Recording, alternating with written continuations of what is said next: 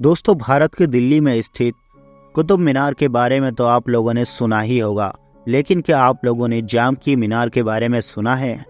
आज की इस वीडियो में हम जाम की मीनार के बारे में ही बात करने वाले हैं, तो बने रहिए इस वीडियो के साथ। चलिए शुरू करते हैं।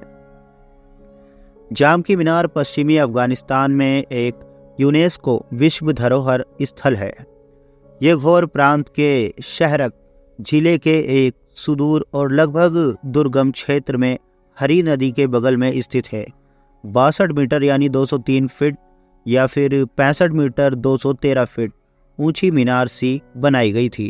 1190 पूरी तरह से पकी हुई ईंटों से बना है और यह अपनी जटिल ईंटों, प्लास्टर और चमकदार टाइल सजावट के लिए प्रसिद्ध है, जिसमें कूफिक और नस्खी सुलेख, ज्यामितीय पैटर्न और कुरान की आयतें भी लिखी हुई हैं। 2002 के बाद से मीनार कटाव के गंभीर खतरे के तहत खतरे में विश्व विरासत की सूची में बनी हुई है और इसे सक्रिय रूप से संरक्षित नहीं किया गया है। 2014 में BBC ने बताया कि टावर गिरने का आसन खतरा था। 2020 में Islamic World Educational Scientific and Cultural Organization यानी ICESCO द्वारा जाम की मीनार को इस्लामिक दुनिया के सांस्कृतिक विरासत स्थलों में सूचीबद्ध किया गया था। अफगानिस्तान विदेश मंत्रालय MOFA के अनुसार जाम की मीनार ICSCO द्वारा सूचीबद्ध होने वाला अफगानिस्तान का पहला सांस्कृतिक विरासत स्थल है। मीनार शब्द अरबी भाषा का है और आमतौर पर इसका मतलब मस्जिद के बगल में एक टावर होता है, यानी जो मस्जिद के ऊपर आपने एक मीनार देखी होगी, जहां से मुअज्जिन वफादार लोगों को नमाज के लिए बुलाता है। हालांकि इसका अर्थ प्रकाश स्तंभ भी है और इसके अन्य अर्थ भी हैं। इसका प्रयोग शिथिल रूप से किया जाता है। जाम की मीनार संभवतः मुरीड राजवंश की राजधानी फिरोजकोह के स्थान पर स्थित है।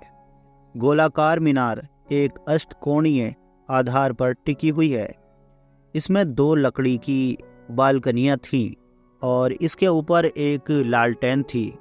इसकी औपचारिक प्रस्तुति में मसूद द्वारा निर्मित गजनी मीनारों से उल्लेखनीय समानता है। ऐसा माना जाता है कि यह दिल्ली भारत में कुतुब मीनार के लिए प्रत्यक्ष प्रेरणा थी। जाम की मीनार मध्य एशिया, ईरान और अफगानिस्तान में 11वीं और 13वीं शताब्दी के बीच निर्मित लगभग 60 मीनारों और टावरों के समूह से संबंधित है, जिसमें पुराने उरगेंच में कुटलुक तिमूर मीनार भी शामिल है।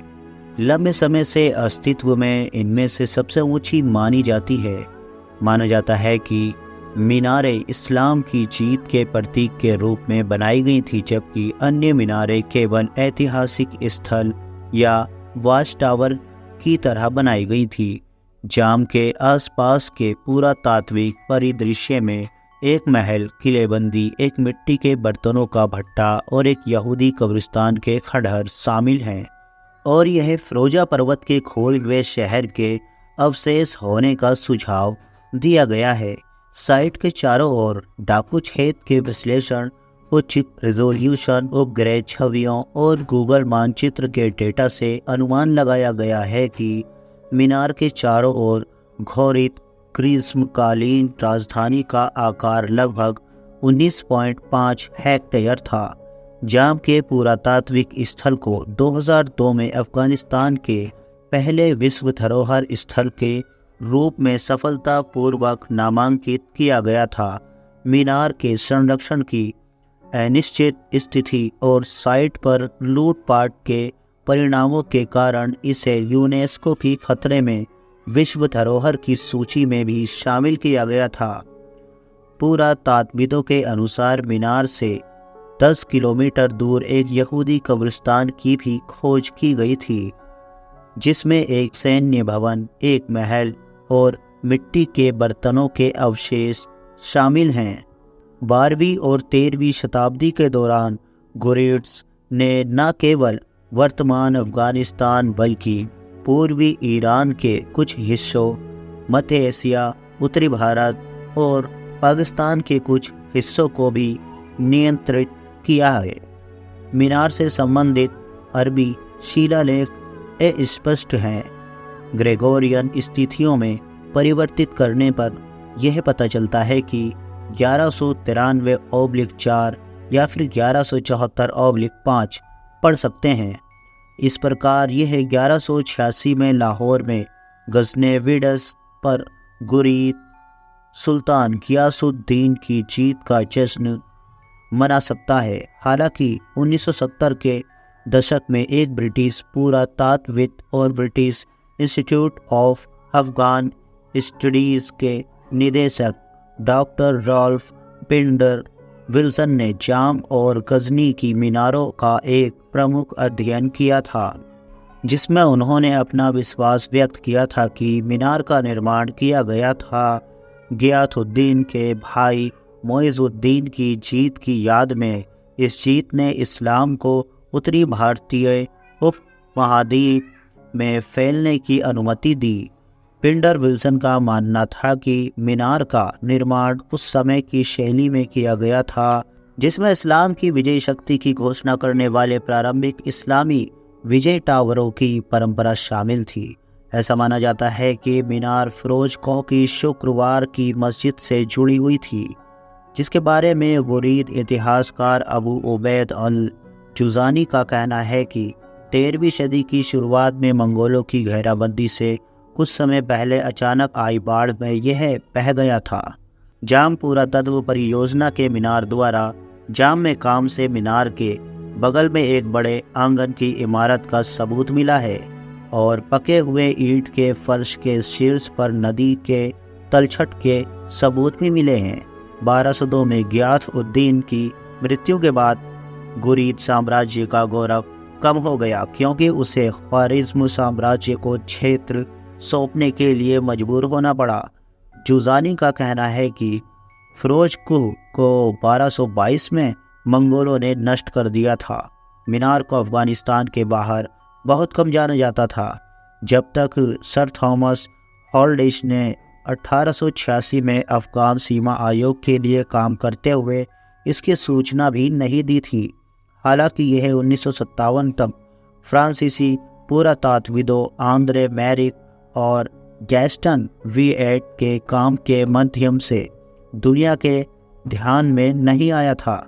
बाद में वर्नर हर्बर्ग ने 1970 के दशक में साइट के आसपास सीमित सर्वेक्षण किए और रॉल्फ पिंडर विल्सन ने उसी दशक में साइट का अपना प्रमुख अध्ययन पूरा किया। इससे पहले 1979 में सोवियत आक्रमण ने एक बार फिर बाहरी पहुंच को बंद कर दिया था। सन 2022 में 17 जनवरी को पश्चिमी अफगानिस्तान में भूकंप आया था, जिसमें 28 लोगों की मौत हो गई। भूकंप के कारण टावर से ईंटें गिरने लगी और अब इसके गिरने का और भी ज़्यादा खतरा पैदा हो गया।